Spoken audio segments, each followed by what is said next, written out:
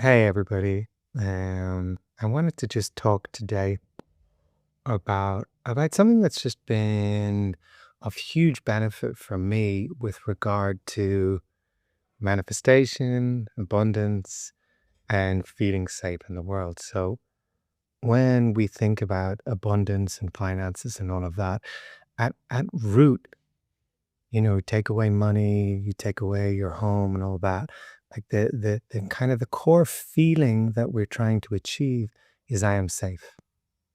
I think with a lot of the our desires and wants and our efforts in life, we can do ourselves a great service by just understanding, okay, what is the core feeling that I want? Perhaps if you think about this in terms of relationships, I want to be in a relationship with a person who looks this way, acts this way, and so on and so forth. If you can kind of break that down, if you can break down the more superficial parts of it and connect to the core feeling, and perhaps the core feeling of a prospective relationship is I want to feel validated, then you can kind of begin to understand some of your personal geometry. You can see, okay, I'm looking to be validated. I'm looking outside myself for validation. That's a recipe for disaster. Um, so when it comes to abundance, if we're looking for safety, quite often what happens is that no money, no amount of money is ever really going to make us feel safe.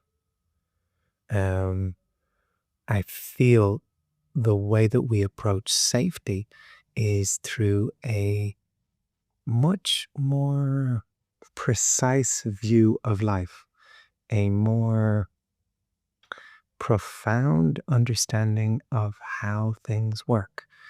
And to illustrate this point, I want to talk to you a little bit about what my experience has been in the last couple of years and how this has really helped me to feel safe and therefore accumulate abundance. So money has come to me as a result of my feeling safe rather than I've money's come to me and now I feel safe.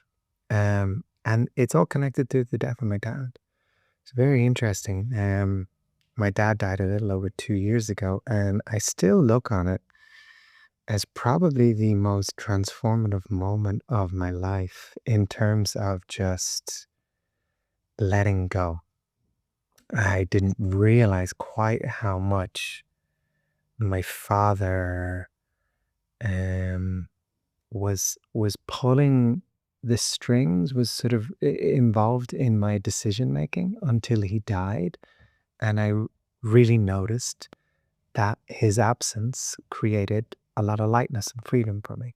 So I want to just talk about what happened exactly, and it was interesting because my father was dying for he he what they call he technically died, like his heart stopped on a few occasions before he actually died, and on each occasion they resuscitated him, and he spent the last 4 months of his life in A&E, various A&Es, just really waiting to go.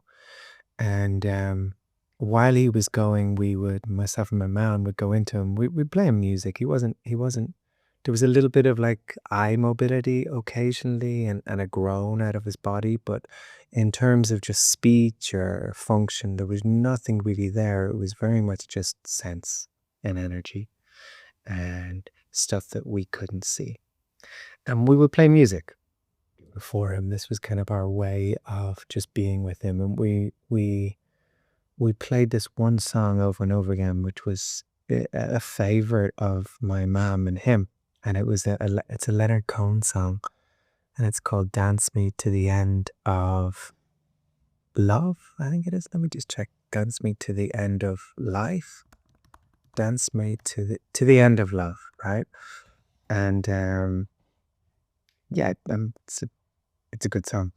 Um, and while he was dying, we were playing that. We had a little kind of a wireless speaker, and it was playing through Spotify on my phone. And yeah, he passed while listening to this song, and we were all in floods of tears.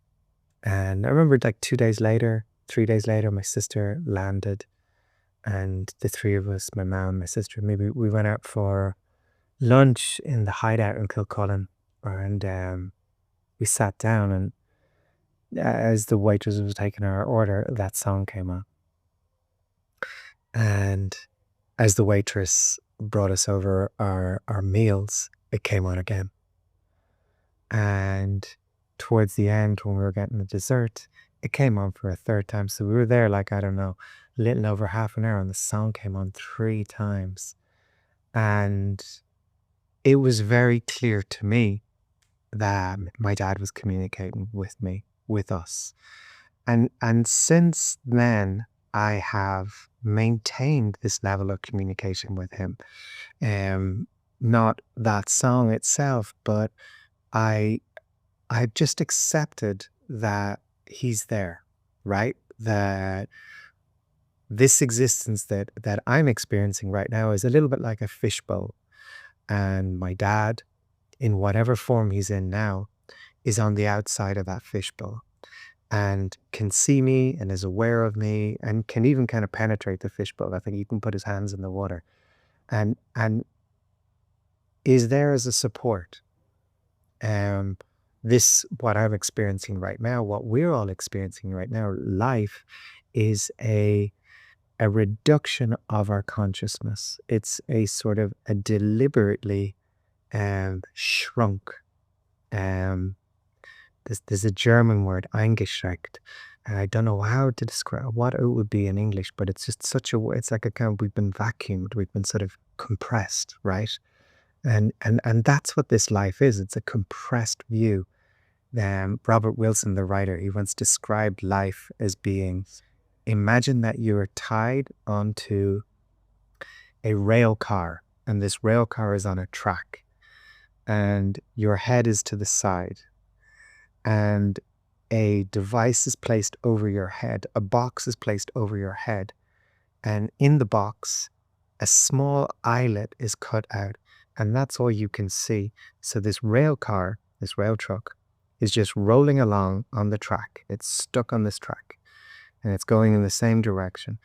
And all you can see as this train moves along is through this tiny little hole in the box that's over your head. And he said that's what our perceived consciousness is. That's the limit of our consciousness when we are living.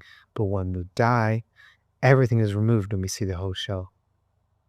So by connecting, by maintaining this connection with my dead father, who is in a state of full awareness and full consciousness right now, um, what what I get with this, or how this helps me, is that I just believe less and less in this experience of life that I'm having right now, with all its fears, with all its risks, with all its worries. I'm detached from it. This is the word that kind of like permeates all Buddhist teaching, is detachment, you know? It's developing a sense of detachment to material reality is the way that we end our suffering. Um, in all of the kind of, I want to call them in all sort of like the traditions that developed from India and that part of Middle Asia, the emphasis is on reducing our suffering here while we are temporarily in this experience called life. And the way we reduce this suffering is by just recognizing that, hey, this is not the be all and end all. Death is a whole new chapter. And that chapter is far more real than what we are experiencing. And so by maintaining this kind of a type of symbolic dialogue with my father, that's what I've done. I will ask my dad, I'll wake up in the morning, I'll meditate or whatever, and I'll just say, I want to I want something for me today. I want a sign or something like that. Um, there's a lovely Sinead O'Connor and Shane McGowan duet. I want to be haunted by the go. I want to be haunted by your ghost. It's this beautiful romantic ballad that they sang together, and it's this idea like where I will ask my dad to haunt me. I said like send me a sign, send me something, and he typically does it in the form of shells. The Santiago, the Camino de Santiago. My dad like loved that walk, and he always talked about it. He had a very deep relationship with it. I will sometimes see shells. The kind of the shell is the symbol of the Camino de Santiago, and I'll see these shells. That's the way. There'll just be other things would come up.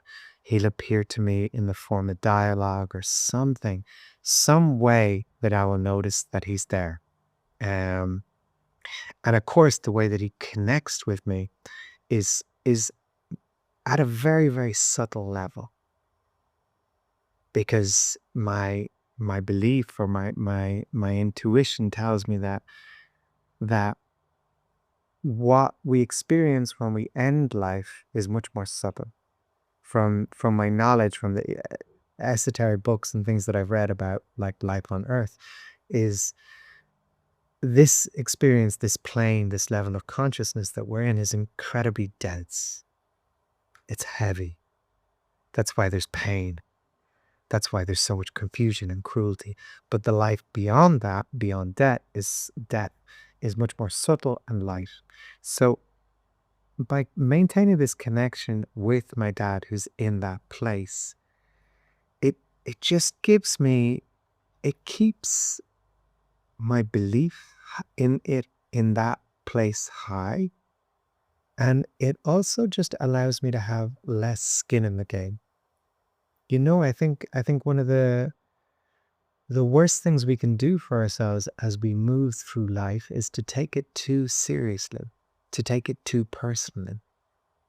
But when we can begin to experience this life as a game, as an experience, as a temporary state of affairs that we have created pre-birth in order to grow and learn and expand, then I think it gives us a lot more freedom. I think so much of our joy and happiness is dependent upon us not really giving a fuck. It's about us taking risks, about us really, really just relaxing. And I think the reason that this life of ours and this experience of life that we have can be so difficult is because we don't relax. We take it all so seriously. And the reason we take it all so seriously is because we are led to believe that it's deeply, it's all that there is. Survival here is all that there is.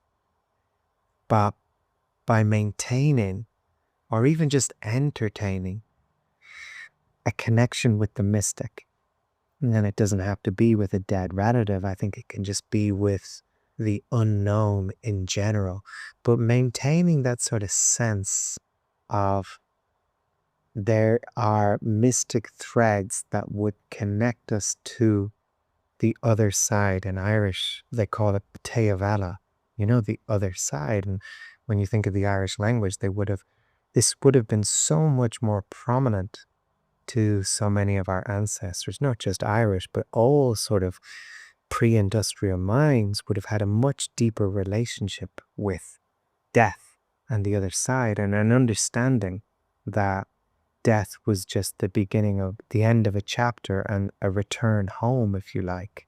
Ancient people kept skulls in their homes as a way of just reminding them that, that the dead, their ancestors, hadn't really gone anywhere. They just weren't visible. They were still a part of the realm. And I think what we've done in an effort to sort of feel secure is we've kind of banished death. We've sort of sanitized death. It's rare that you even see the body anymore. We've tried to create this distance from death as a way of protecting ourselves from what is inevitable, but also as a way of we've kind of done ourselves a disservice. You know what I mean? Because by acknowledging death, by recognizing death, and by truly understanding and integrating the understanding that death is just the end of this, but it's not the end in general, we kind of do ourselves a huge disservice. Um, and that's sort of been my experience. And this is sort of, for me, my feeling of safety has expanded so much since my father went, simply because I've recognized through him and through the quasi mystic energetic communication that we tend to have that death isn't the end. If anything, death is just us going home.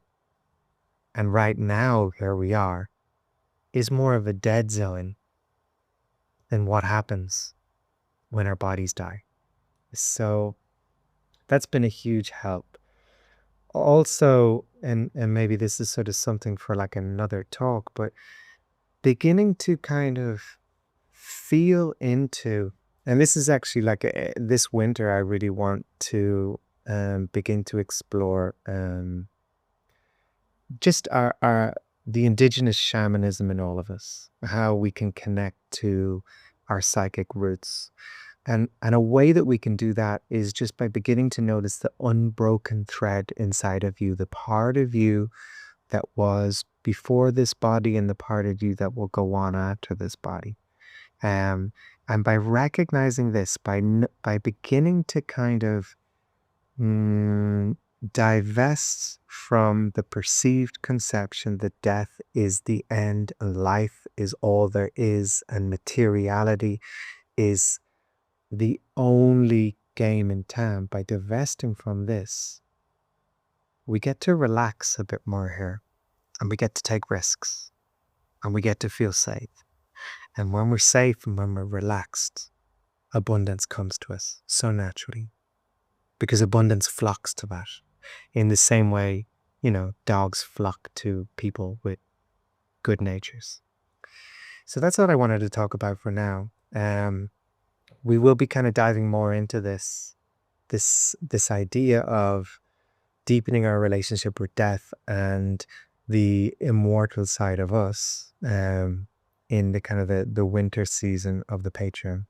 But I just wanted to talk about that for now with you guys. And thank you so much for listening. And if you too have had experiences with the other side or have any ongoing dialogue with the other side, um, let me know below. Let's start a conversation about this. All right. Bye bye. Thank you.